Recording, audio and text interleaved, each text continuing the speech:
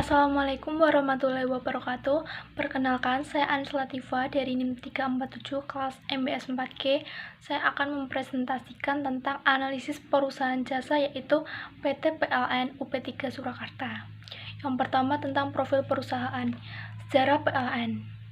Berawal di akhir abad 19, bidang pabrik gula dan pabrik ketenaga listrikan di Indonesia mulai ditingkatkan. Kemudian tahun 1942 sampai dengan 1945 terjadi peralihan pengelolaan perusahaan-perusahaan dari Belanda tersebut oleh Jepang. Dan pada tahun 1945 di tanggal 27 Oktober, Presiden Soekarno membentuk Jabatan Listrik dan Gas di bawah Departemen Pekerjaan Umum dan Tenaga dengan kapasitas pembangkit tenaga listrik sebesar 157,5 MW. Tanggal 1 Januari 1961, Jabatan Listrik dan Gas diubah menjadi BPU PLN atau Badan Pemimpin Umum Perusahaan Listrik Negara yang bergerak di bidang listrik, gas, dan kokas yang dibubarkan pada tanggal 1 Januari 1965. Kemudian pada tahun 1972, sesuai dengan Peraturan Pemerintah Nomor 18, status Perusahaan Listrik Negara atau PLN ditetapkan sebagai Perusahaan Umum Listrik Negara dan sebagai pemegang kekuasaan usaha ketenaga listrikan dengan tugas menyediakan tenaga listrik bagi kepentingan umum. Kemudian ada visi dan misi tentang perusahaan PLN. Yang pertama, visinya menjadi perusahaan listrik terkemuka se-Asia Tenggara dan nomor 1 pilihan pelanggan untuk solusi energi. Misinya yang pertama, menjalankan bisnis kelistrikan dan bidang lain yang terkait, berorientasi pada pelanggan, anggota perusahaan, dan pemegang saham. Yang kedua, yaitu menjadikan tenaga listrik sebagai media untuk meningkatkan kualitas kehidupan masyarakat. Yang ketiga, mengupayakan agar tenaga listrik menjadi pendorong kegiatan ekonomi. Yang keempat, menjalankan kegiatan yang berwawasan lingkungan.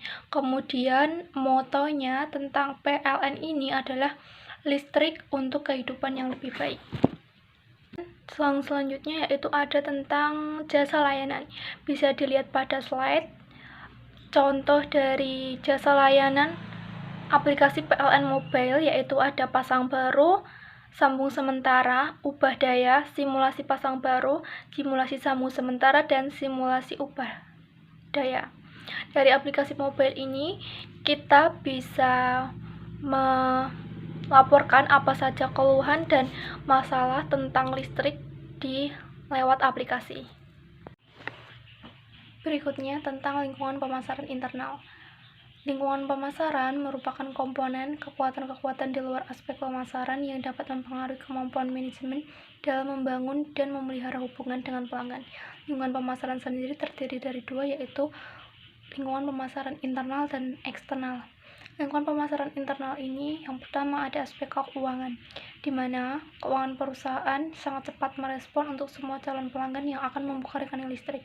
Tapi kelemahannya, jika proses pengembalian dana untuk calon pelanggan yang tidak jadi membuka rekening listrik itu sangat rumit dan lambat. Yang kedua, aspek teknis dan operasional.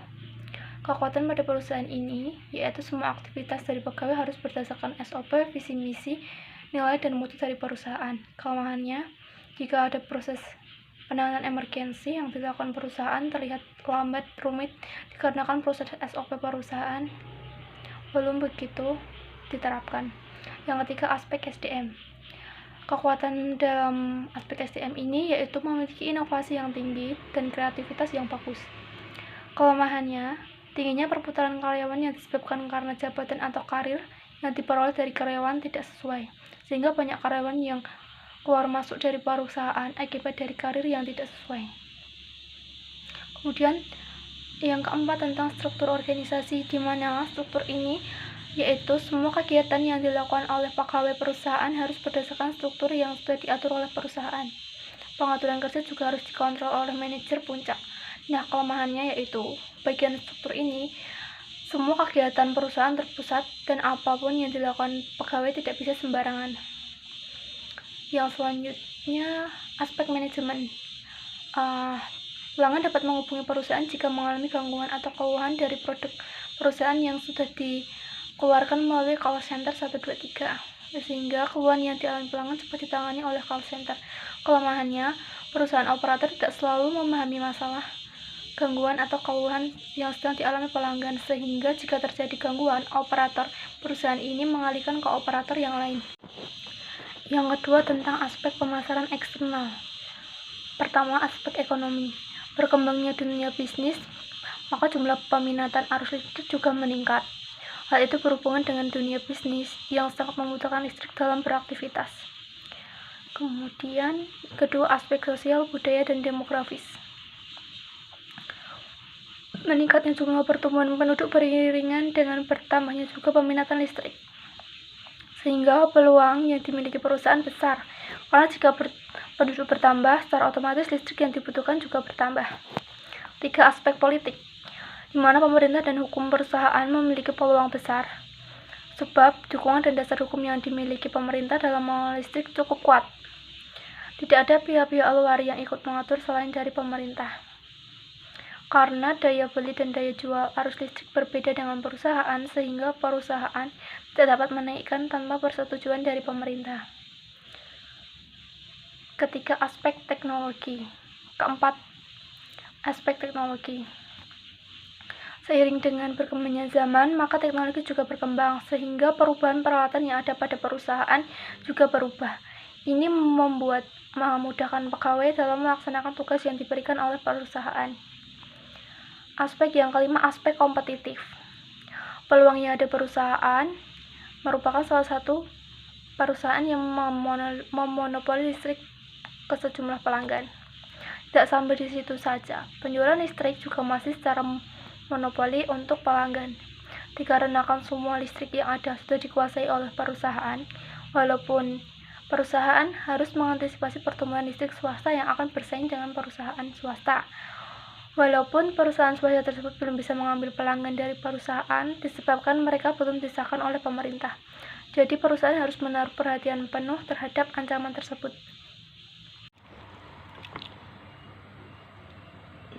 Berikutnya tentang program pemasaran jasa, di mana program pemasaran jasa yang dilakukan oleh PLN UP3 Surakarta ini memperbarui jaringan teknologi informasi yang sebelumnya jika ada keluhan atau masalah tentang kelistrikan, pelanggan hanya dapat menghubungi melalui kontak center PLN 123, marketplace Facebook, ataupun aplikasi Twitter. Kini PLN membuat aplikasi PLN Mobile dengan tujuan untuk dapat mempermudah pelanggan jika terjadi keluhan tentang listrik. Next, tentang relationship marketing. Relationship marketing adalah proses di mana suatu perusahaan membangun aliansi jangka panjang dengan pelanggan dan calon pelanggan kerjasama untuk mencapai satu tujuan yang telah ditentukan. Dalam hal ini, PLN memiliki satu atau lebih kantor cabang di setiap kabupaten sebagai bentuk kemudahan pelayanan di setiap daerah. Selain itu juga, PLN membuat aplikasi PLN Mobile. Aplikasi ini merupakan bentuk sinergi layanan PLN kepada pelanggan setelah sebelumnya memanfaatkan call center 123, Facebook, Twitter, dan web PLN. Next, tentang aspek sumber daya manusia.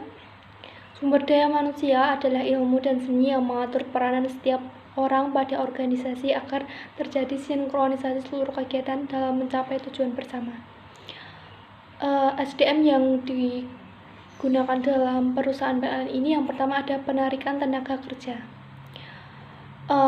Organisasi atau penarikan rekrutmen merupakan suatu proses atau tindakan yang dilakukan oleh organisasi tambahan karyawan melalui beberapa tahapan yang mencakup identifikasi dan evaluasi sumber-sumber penarikan tenaga kerja, menentukan kebutuhan tenaga kerja, proses seleksi, penempatan, dan orientasi tenaga kerja yang telah ditetapkan oleh perusahaan. Yang kedua, tentang pemeliharaan tenaga kerja. Dalam pemeliharaan tenaga kerja ini, perusahaan PLN mempertahankan dan meningkatkan kondisi fisik, mental, dan sikap karyawan supaya karyawan tetap loyal, disiplin tinggi, dan bekerja secara produktif untuk menunjang tercapainya tujuan perusahaan. Yang ketiga, jumlah pegawai. Saat ini UP3 Surakarta memiliki sebanyak 377 pegawai, mulai dari PLN Cabang Kartasura, Sumber Lawang, Palur, sampai dengan Sragen. Kemudian sistem pembagian kerja untuk kru lapangan terbagi menjadi 3 shift. Shift 1 jam setengah 8 sampai setengah 4 sore, shift 2 jam setengah 4 sampai setengah 10 malam, dan shift 3 setengah 10 malam sampai jam setengah 8 pagi. Untuk staf kantornya, jam kerjanya itu jam 8 sampai jam setengah 5. Kemudian yang selanjutnya sistem pengupahan tenaga kerja. Untuk sistem pengupahan dari ULP 3 Surakarta terhadap karyawannya yaitu kru lapangan dan staf kantor pengupahannya setiap 1 bulan sekali. Selanjutnya tentang pemberian kompensasi. Selain memberikan gaji pokok kepada karyawan, akan menjadi motivasi serta meningkatkan produktivitas kerja, PT PLN UP3 Surakarta ini juga memberikan kompensasi berupa tunjangan hari raya dan memberikan jaminan sosial seperti BPJS dan asuransi. Next, tentang jenjang karir. PLN juga merupakan perusahaan milik pemerintah, sehingga jenjang karir para karyawan merupakan jenjang karir pegawai negeri pada umumnya. Jadi dalam hal ini jenjang karir yang akan diperoleh oleh para karyawan yaitu naik golongan setiap 4 bulan sekali. Next, tentang manajemen kualitas jasa. Kualitas layanan sendiri yaitu sejauh mana para karyawan bisa secara cepat tanggap dalam memahami dan mengatasi permasalahan yang dihadapi oleh para pelanggan.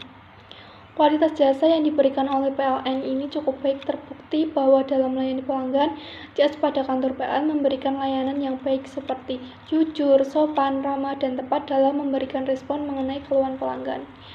Tapi juga terkadang tim teknisi listrik dari PLN atau tim lapangan tidak dapat mengatasi semua keluhan pelanggan dikarenakan kerusakan listriknya berat. Jika ingin tetap perbaikan pun biasanya tidak gratis dan di luar jam kerja teknisi. Selanjutnya, analisis pasar konsumen. Pasar konsumen ini adalah individu dan rumah tangga yang membeli atau mendapatkan jasa untuk dikonsumsi atau digunakan sendiri.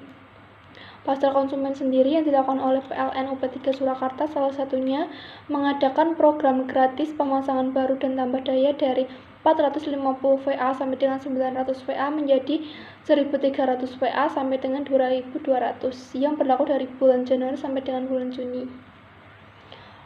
Kemudian tentang perilaku konsumen.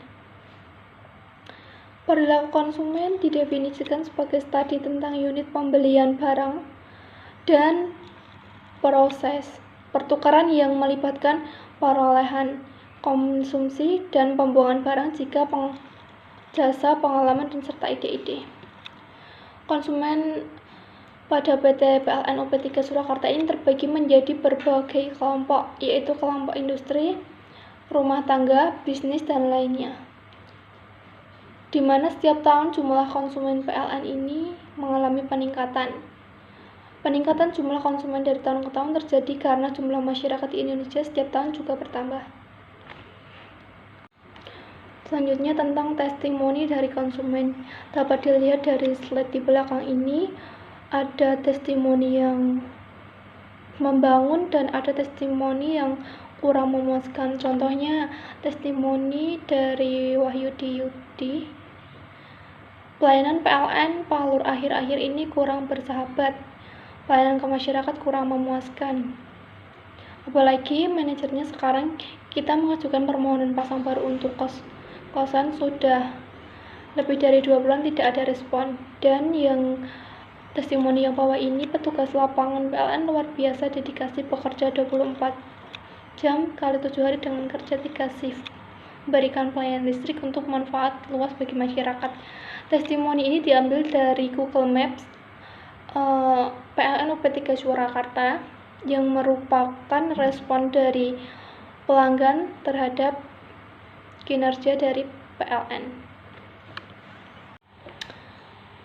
Next, tentang evaluasi kinerja bisnis. Evaluasi kinerja bisnis merupakan sebuah penilaian yang dilakukan untuk mengetahui hasil kerja karyawan. PT PLN UP3 Surakarta ini perlu melihat dan menganalisis kinerja masing-masing cabang atau rayon. Caranya bisa melalui laporan kinerja masing-masing cabang. Selain itu, perlunya melihat beberapa ulasan pelanggan yang disampaikan melalui Google Maps, karena dari beberapa ulasan yang disebutkan, terdapat beberapa pelanggan yang mengeluhkan tentang pemadaman listrik secara tiba-tiba tanpa ada pemberitahuan sebelumnya. Hal ini menjadi poin penting perusahaan untuk dievaluasi ke depannya, agar pelanggan merasa nyaman dalam menikmati layanan listrik dari PLN. Sekian presentasi yang dapat saya sampaikan, kurang lebih saya mohon maaf. Wassalamualaikum warahmatullahi wabarakatuh.